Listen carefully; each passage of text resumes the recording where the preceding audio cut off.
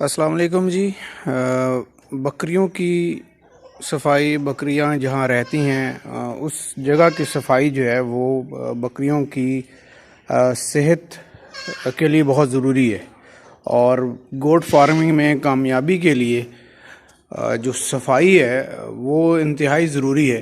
اور میرا یہ ماننا ہے، اور بطور مسلمان ہم سب کا یہ بڑا پکا بلیو ہونا چاہیے کہ جو صفائی ہے وہ کسی بھی کامیابی میں اس کا 50% رول جو ہے وہ صفائی کا ہے۔ چاہے آپ یہ فارمنگ کر رہے ہیں، چاہے آپ کھیتی باڑی کر رہے ہیں، چاہے آپ کوئی ہوٹل ہے، مطلب کوئی بھی ایسی جگہ ہے، تو اس کے لیے ضروری ہے کہ آپ جو بھی کام کر رہے ہیں اس میں صفائی کا جو ہے نا وہ بہت، کیونکہ بطور مسلمان ہم یہ کہتے ہیں کہ صفائی نصف ایمان ہے، اور نصف ایمان جو ہے وہ ہم سب یہ دعا مانگتے ہیں کہ اللہ تعالیٰ جب ہماری اس دنیا سے رخصت کا وقت ہو تو ہمارے جو موت ہے وہ ایمان پر ہو۔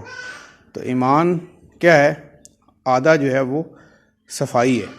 تو اس میں بہت ضروری ہے۔ پچھلے دنوں ہم سے بھی نیگلیجنسی ہوئی ہے، اور ہم نے تھوڑا سا جو ہے وہ اس کو اور سینس میں لیا تھا، تو ہمیں کچھ نقصان بھی اٹھانا پڑا ہے۔ تو اب ہم پچھلے ایک ہفتے سے اس کو ڈیلی بیسس پر اندر کی بھی صفائی کر رہے ہیں، کیونکہ کچھ لوکلی ایک متھ ہوتی ہے کہ جی سردیوں میں نیچے کچھ چیزیں پڑی ہوں، وہ ایک بیڈ سا بن جاتا ہے اور یہ وہ، تو اس وجہ سے۔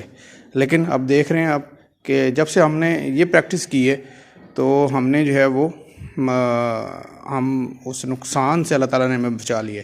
تو آپ لوگوں سے بھی شیئر کرنے کا مقصد یہ ہے کہ ڈیلی صبح کے ٹائم میں آپ نے صفائی لازمی کرنی ہے، اور اس کو کھلا چھوڑ دیں، جانور باہر ہوں، تاکہ یہ شام تک ہی آپ دیکھ رہے ہیں یہ ساری جگہ جو ہے یہ اور زیادہ خشک ہو جائے گی۔ آدھی دھوپ پڑ رہی ہے، اور یہ 7-8 گھنٹے کی دھوپ جب لگتی ہے فارم میں تو فارم بالکل خشک ہو جاتا ہے۔ اور اس کے بعد آپ نے کرنا یہ ہے کہ ہر 1 مہینے کے بعد تھوڑا سا جو ہے وہ چونا جو ہے بجھا ہوا چونا ہو تو اس کو چھٹا دے دیں، تاکہ جو ہے وہ جراثیم سارے مر جائیں۔